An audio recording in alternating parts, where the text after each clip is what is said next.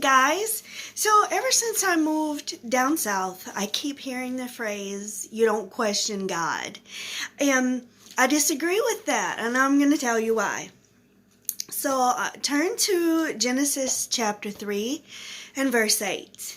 Okay, so what's happening here is Adam and Eve, they're walking around in the Garden of Eden, and they happen to hear God's voice. And this is what it says.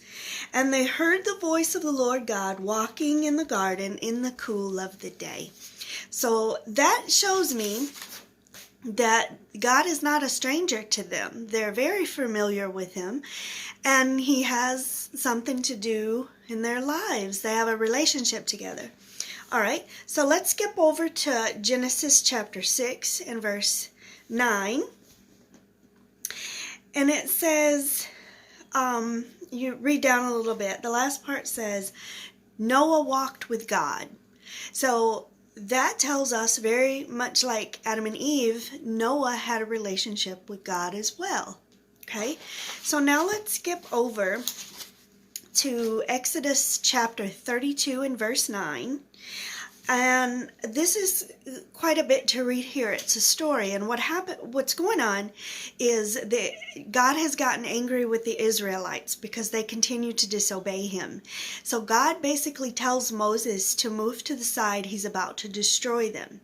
But if you read this entire section here, it would be Exodus 32 verses, say 9 through 15, something like that. That'll give you the brunt of what's going on. But God is about to kill everybody. And instead of saying, well, okay, we don't question God, Moses didn't say that. Moses actually does question God. And as you're reading it, there's a question mark at the end of one of the sentences that he's saying directly to God. So Moses gets into a conversation with God, and he says, these same people that you just saved out of Egypt, you've brought them into the wilderness and you're just going to kill them? And he's letting God know that he doesn't agree with that. And he says, if you do that, then the Egyptians are going to find out, and they're going to see that this God that they serve took them out of Egypt, out of our hands, took them to the wilderness, and now he's just going to slaughter them himself. And Moses is telling him, that's not really fair. That's not right. Let's not do this. And if you continue to read, and it'll be verse 14, it says, and the Lord repented of the evil which he thought to do unto his people. So if you disagree with God, or if you question God, there's a chance, because he's going to hear you, he's listening, there's a chance that you may sway his decision. Moses showed him that he was concerned. He cared about these people. He cared about what was going to happen, and he tells God that. And because of that relationship that they have, and yeah, as a matter of fact, before I say that, let's skip to Exodus chapter 33, verse 11. This is what it says. And the Lord spake unto Moses face to face, as a man speaks unto his friend. So we see with Adam, with Eve, with Noah, with Moses, and many other times in the Bible, many other people in the Bible, they have a relationship with him where they talk to him. Even though, God is all knowing, he sees everything and all that stuff, he still wants to be a part of our lives. So if there's something that's bothering you, or something has happened to you, it is not wrong. It is not sin to question God. Now, let me give you another story, and this will be my last one with that. If you read the book of Job, Job had a lot of kids. He had property. He had animals, he had all these things, and it was all taken from him.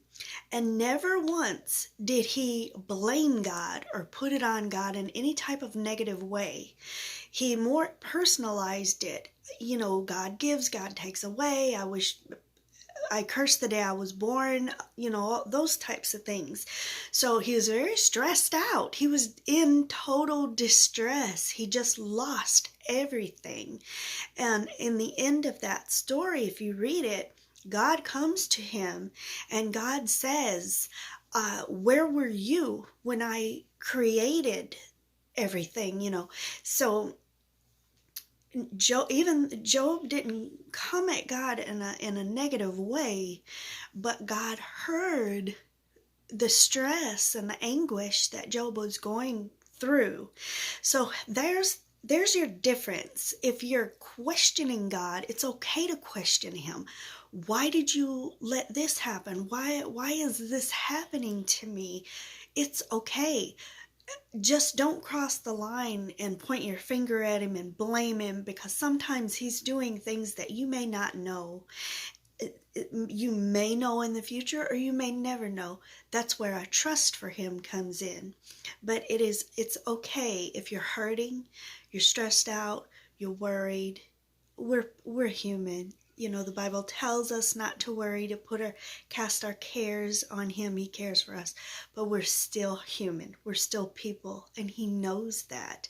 So it is very, very okay to go to him and question him. And another thing that he will do is he can take some of your pain away. He can relieve it. He can lift and soften some of the pain that you're going through. He's done it for me many times, so he can do that. So if you need to talk to him, if you need to, you know, whatever you need to do, have that open relationship with him, that you can not only express yourself to him, but allow him to express himself to you. Learn to hear his voice. Learn to see the things that he puts in place to help you. And the more you do that, the more comfortable you're going to get with him. And scriptures tell us the closer you get to God, the closer he gets to you. So, all right, so there's my say on that. All right, thanks for watching. I'll see you guys later.